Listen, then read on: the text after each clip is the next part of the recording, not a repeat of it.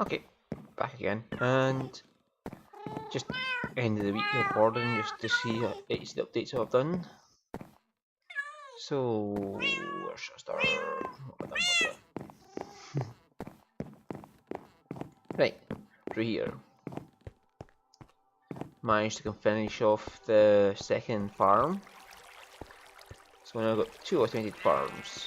One for potatoes, that's on its now. I might change it up later to be something else. But for now it's set to potatoes. And I've put it to the buttons over here for this one and out the way the other one so they don't activate each other, if you see what I mean, like, because if you put the button there it might accidentally activate the redstone signal for this one. Now, that's working. That's working. The pumpkins don't seem to harvest as often as melons, well, they don't get as much. Well, I know they're not going to get as much because melons drop more melon slices than they do pumpkins drop pumpkins, but it seems to be there's more melons to harvest and there's pumpkins to harvest when it comes time for the pulse. Don't know why.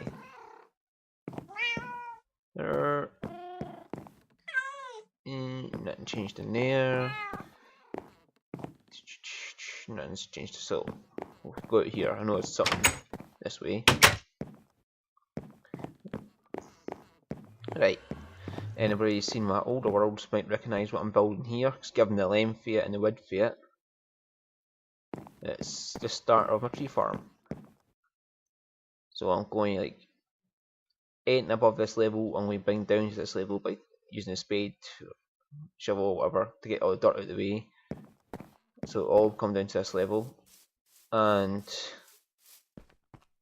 then I'm going to dig down one more layer after that and put in a full layer of cobblestone as like a concrete base for it.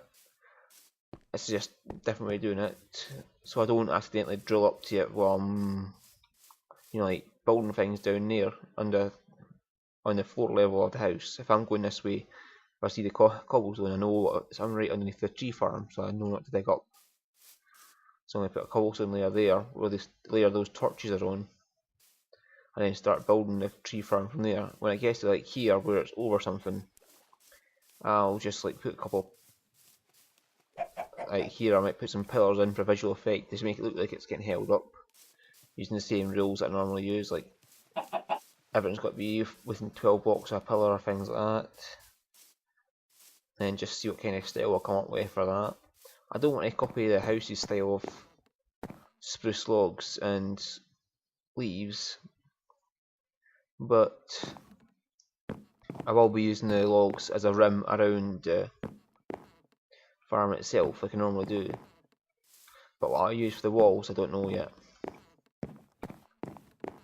But I'm dubious about using fences,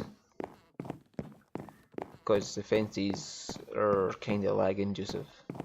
That's it. And if you don't believe me, just make a test world where you put a super flat world of blocks, like stone or something, check your FPS. Like a super flat world consists entirely of fences, and look at your FPS setting, you'll see a big noticeable difference. And given the amount of fences I have to use in a project this size, I'm kind of dubious about using them. So I'm going to see if I make a different wall structure up for it.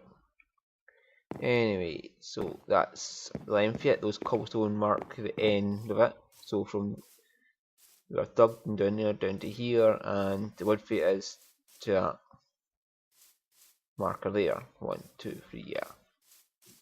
It's about 3 times as long as it is. Width is about, sorry, length is 3 times the width of it, roughly. And I've been lighting up around here to stop mobs spawning where I'll be working. And my dog is going nuts at the door for some reason. I don't know if you can hear it. Should be able to hear it now. Drakela! Come! I guess not. Give me 2 seconds. Sorry about that. Seems like I cannot record a single episode without I hate Enderman. It seems I cannot record a single episode without my dog getting her wee nose into it and barking all over the place. Now you should be able to see the next difference that I built. Sorry. It's late for me. So I'm a little bit yawny. And here I've made a wee quick pumpkin farm. And it's not finalised yet. I've still got to put a gate in to access. But I think it's 20 long and 5 rows of those. That's 100 pumpkins per harvest. So about roughly a stack and a half. That's when it's full harvest ready. I don't think I put anything else down here. I was planning to put like the farms down here for like wheat, potato, and whatever. Not the wee tiny one I got down there, but the real actual farm. Anybody seen my old worlds will know how big my wheat farms and potato farms get. Right, so yeah, I've got that one. That's another change I've made. I started working on. So that's got, oh, there's another one there as well. So down this way, and as you can probably guess, it is a village. I managed to capture a second villager. Well, zombie villager, and cure him. And this is the guy here I caught. This is what I'm wearing. It's not much, but it's better than the crappy armor I was wearing before. And I've got 3 farmers, 2 farmers, 1 Fletcher, 1 fisherman, and this other worker here. I'm still working on getting them all going because I haven't got my farms up to get emeralds from the farmer. Right. This is not him. This is the second farmer that appeared. There's not many houses, but it's a few doors, so I should get enough villagers right now. This is a useful trade. This is one. Not bad. 18 wheat. That's actually quite low compared to the normal charge. That's quite high. That's decent. I can do this one as well because I got the pumpkin farm. This too, because I got the automatic melon farm that gives me melons automatically. And if you do all of them to maximum, like trade as many wheat as you can, as many potatoes, as many carrots as you can, then as many pumpkins, as many melons as you can get a fair amount of emeralds in one go. And then you just let them close them down, and they'll reset themselves, because after that many trades, it should. There's like a very small chance you won't get a reset trade within that. What I mean by reset trade is there's a 1 in 5 chance that any trade you've done before will cause the same love reaction or breed mode reaction that a new trade would. And when it goes into breed mode, it resets all these trades. So if you've used upper trade, it just resets. And when you're doing 5 different trades at once to the maximum use, there's just you block down there. Where did you come from even? Don't you dare. You must have spawned right down there. I was pretty vigilant when I was lighting up. Maybe because I was terraforming a bit. The lighting's gone. Anyway, so this will be the... I've got snow in my snow blocks. And oh yeah, apparently you have 2 snowballs per tile now.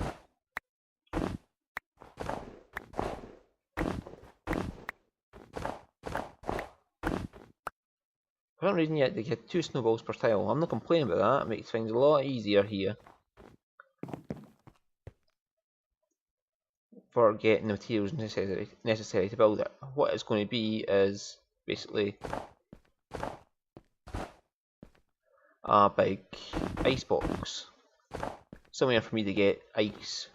I'm going to fill this up, so it's going to have the diorite base, and it's going to be snow for the actual base of this tray, ice tray. And once that's filled out, I'm going to have dispensers along here, as well as dispensers along here. I don't actually need everyone here, because the one here will do the one here, if you understand what I mean. The one that's placed here and the one that's placed here, but placed in the exact same water block right here. So you need one here, and you can skip these two, so you only need 15 dispensers. And once I've got 15 dispensers there, it'll just, like, whenever I'm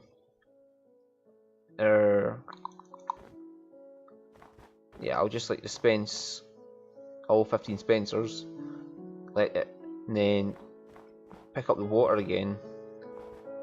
But that might be a bit more complicated, because I'll have to do it by hand with some of them, otherwise I'll remove all the water blocks. Let's see.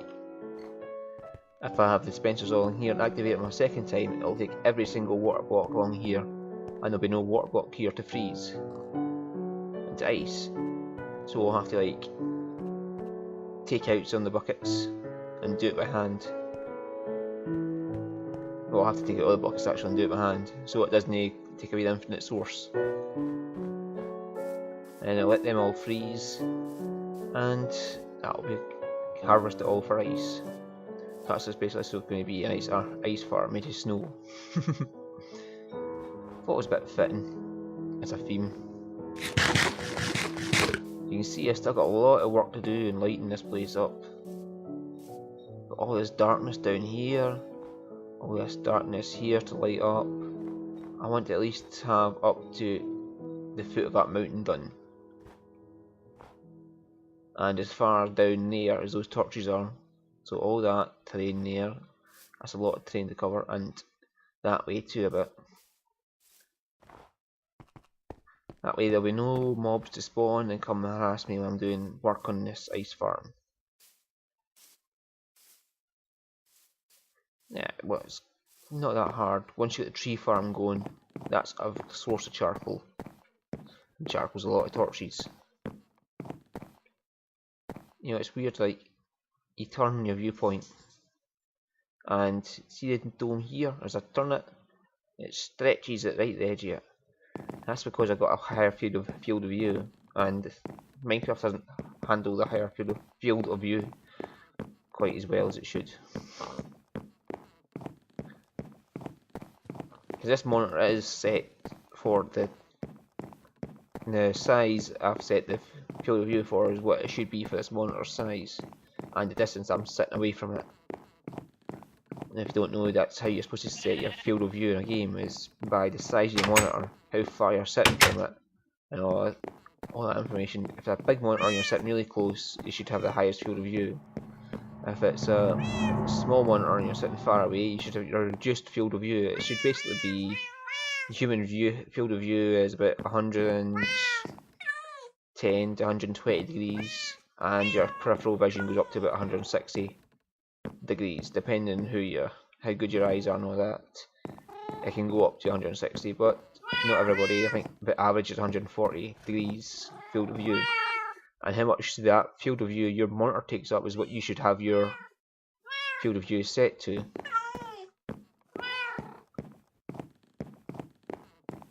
So like if you're actually sitting right close to it, and you know, so if that's the edge of the monitor and that's the edge of the monitor, and you're sitting right up close to it, so all you can see is the monitor, you should have the highest field of view. If you're sitting really far back and it's only taking up half your vision, you should have it set to that field of view, which is half your vision. And things in it, any circles and squares and whatever in the game, should seem normal to you when it's set like that. But not many people set their monitors up right, not many people set anything up right in a computer. They just rely on the people at the shop doing it for them. It's just things you learn, you don't have to set things up for yourself. Oh yeah, I've been fishing, and I started off with, where is it? That one. and that one's the one my brother had. So I started off with this, started fishing with it, and I got that, and that. And there's another one somewhere my brother's got. This is, well, that's the one he had there. And I got about 4 bows, and I combined them all into this. Punch 2, Infinity 1, Power 4, and Breaking 1, Flame 1. So I combined all the bows up and got that bow. And I've also got Feather Falling 4, Protection 3, and that one I bought earlier. I showed you earlier that I bought from the merchant. So I'm getting geared up a bit now, so I can go caving easier. And another project I'll have on soon is to dig out all this down to bedrock. And by all this, I mean everything under here, under this storage area.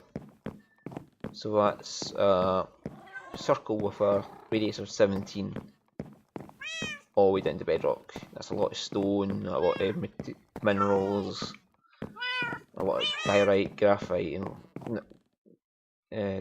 granite, diorite, granite, and andesite as well. Yeah, not too much though.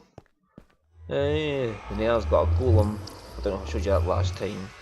That's to do with my brother causing a pigman panic. He somehow managed to do it again the next time he walked in.